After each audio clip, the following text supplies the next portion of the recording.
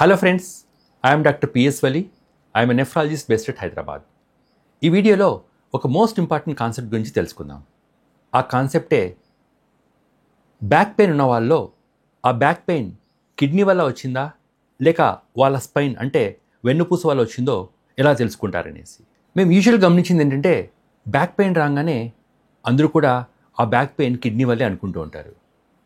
కానీ ఒక important fact ఏంటంటే 100 మందిలో బ్యాక్ పెయిన్ వస్తే అందులో 70% మందికి కిడ్నీ వల్ల బ్యాక్ పెయిన్ రాదు. అంటే 100 మందికి బ్యాక్ పెయిన్ వస్తే అందులో 30% మందికి మాత్రమే back pain is because of kidneys. మరి మిగతా 70% మందిలో బ్యాక్ పెయిన్ ఎందువల్ల వస్తుంది? బ్యాక్ పెయిన్ వచ్చి 70% మందిలో మోస్ట్ ఇంపార్టెంట్ రీజన్ స్పైన్ అంటే వెన్నుపూస.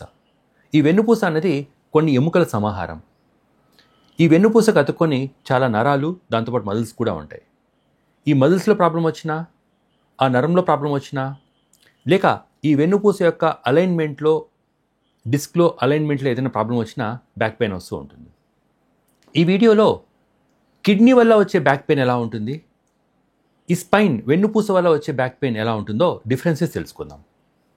మొట్టమొదటిగా గుర్తుపెట్టుకోవాల్సింది రేడియేషన్. అంటే కిడ్నీ వల్ల వచ్చే పెయిన్ నడుము వెనక భాగంలో తయారయ్యి అది క్రమక్రమంగా పొట్ట ముందు భాగానికి పాకుతూ ఉంటుంది. ఇలా వెనక నుంచి ముందుకు పాకే పెయిన్ కిడ్నీకి సంబంధించిన పెయిన్. దీన్నే రేడియేషన్ అంటారు. ఇంకా టెక్నికల్ చెప్పాలంటే లాయిన్ టు గ్రైన్ రేడియేషన్ అనేది పెయిన్ కిడ్నీ వల్ల వస్తుందేమో అనడానికి ఒక most important indication. Second thing, kidney pain అనేది సాధారణంగా వెనక నుంచి ముందుకు పాకుతూ ఉండి దాంతోపాటు వామిటింగ్స్ కూడా అవుతూ ఉంటాయి. అంటే కిడ్నీలో స్టోన్ ఉన్నా లేక కిడ్నీ యొక్క గొట్టంలో స్టోన్ ఇరుక్కున్నా ఆ స్టోన్ మూమెంట్ అయ్యే కొద్దీ పేషెంట్స్కి వామిటింగ్స్ అవుతూ ఉంటాయి.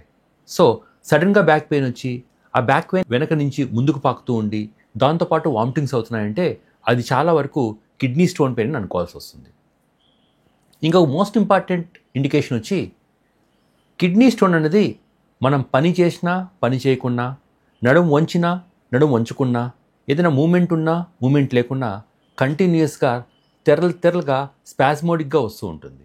అంటే కిడ్నీ పెయిన్ అనేది ఒక సమయం సందర్భం లేకుండా ఎప్పుడైనా రావచ్చు. మనం ఫిజికల్ స్ట్రెస్ లోనైనా లోన్ కాకుండా కిడ్నీ పెయిన్ వస్తూ ఉంటుంది. దేర్ఫోర్ కిడ్నీ పెయిన్ అనేది సాధారణంగా వెనక నుంచి ముందు పాకుతూ ఉంటుంది, వామిటింగ్స్తో కూడి ఉంటుంది. దాంతోపాటు మన నడుము యొక్క మూమెంట్ ఫిజికల్ యాక్టివిటీ సంబంధం లేకుండా కంటిన్యూస్గా తెరలుగా వస్తూ ఉంటుంది. మరి వెన్నుపూస వల్ల స్పైన్ వల్ల వచ్చే బ్యాక్ పెయిన్ ఎలా ఉంటుందో తెలుసుకుందాం. సాధారణంగా వెన్నుపూస వల్ల వచ్చే బ్యాక్ పెయిన్ ఒక దగ్గర స్థిరంగా ఉంటుంది.